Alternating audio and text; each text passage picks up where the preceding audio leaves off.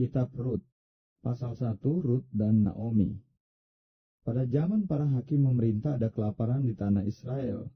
Lalu pergilah seorang dari Betlehem Yehuda beserta istrinya dan kedua anaknya laki-laki ke daerah Moab untuk menetap di sana sebagai orang asing.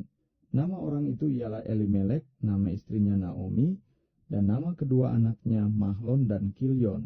Semuanya orang-orang Efrata dari Betlehem Yehuda. Dan setelah sampai ke daerah Moab, diamlah mereka di sana. Kemudian matilah Elimelek, suami Naomi, sehingga perempuan itu tertinggal dengan kedua anaknya. Keduanya mengambil perempuan Moab, yang pertama bernama Orpa, yang kedua bernama Rut. Dan mereka diam di situ kira-kira 10 tahun lamanya. Lalu matilah juga keduanya, yakni Mahlon dan Kilyon. Sehingga perempuan itu kehilangan kedua anaknya dan suaminya. Kemudian berkemaslah ia dengan kedua menantunya dan ia pulang dari daerah Moab, sebab di daerah Moab ia mendengar bahwa Tuhan telah memperhatikan umatnya dan memberikan makanan kepada mereka. Maka berangkatlah ia dari tempat tinggalnya itu bersama-sama dengan kedua menantunya. Ketika mereka sedang di jalan untuk pulang ke tanah Yehuda, berkatalah Naomi kepada kedua menantunya itu, "Pergilah, pulanglah masing-masing ke rumah ibunya. Tuhan kiranya menunjukkan kasih-Nya kepadamu, seperti yang telah kamu tunjukkan kepada orang-orang yang telah mati itu dan kepadaku. Kiranya atas karunia Tuhan kamu mendapat tempat perlindungan masing-masing di rumah suaminya." Lalu diciumnyalah mereka, tetapi mereka menangis dengan suara keras, dan berkata kepadanya, "Tidak, kami ikut dengan engkau pulang kepada bangsamu."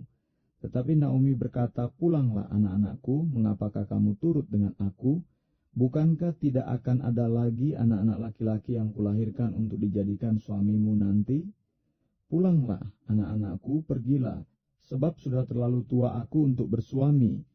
Seandainya pikirku ada harapan bagiku dan sekalipun malam ini aku bersuami, bahkan sekalipun aku masih melahirkan anak laki-laki, masakan kamu menanti sampai mereka dewasa? Masakan karena itu kamu harus menahan diri dan tidak bersuami? Janganlah kiranya demikian, anak-anakku. Bukankah jauh lebih pahit yang aku alami daripada kamu? Sebab tangan Tuhan teracung terhadap aku." Menangis pula mereka dengan suara keras, lalu Orpa mencium mertuanya itu minta diri. Tetapi Rut tetap berpaut padanya.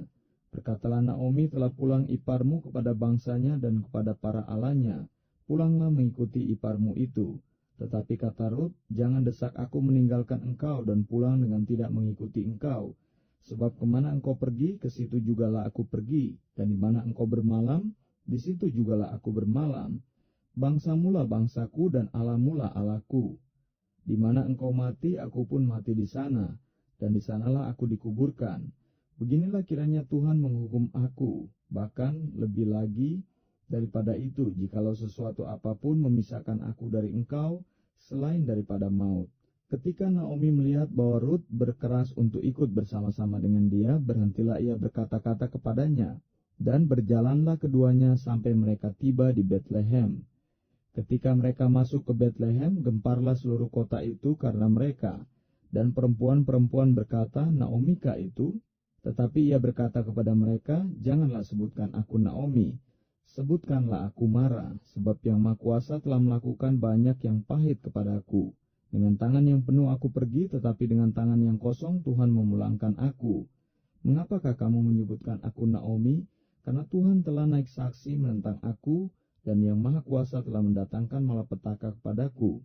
Demikianlah Naomi pulang bersama-sama dengan Rut, perempuan Moab itu menantunya, yang turut pulang dari daerah Moab. Dan sampailah mereka ke Betlehem pada permulaan musim menuai jelai.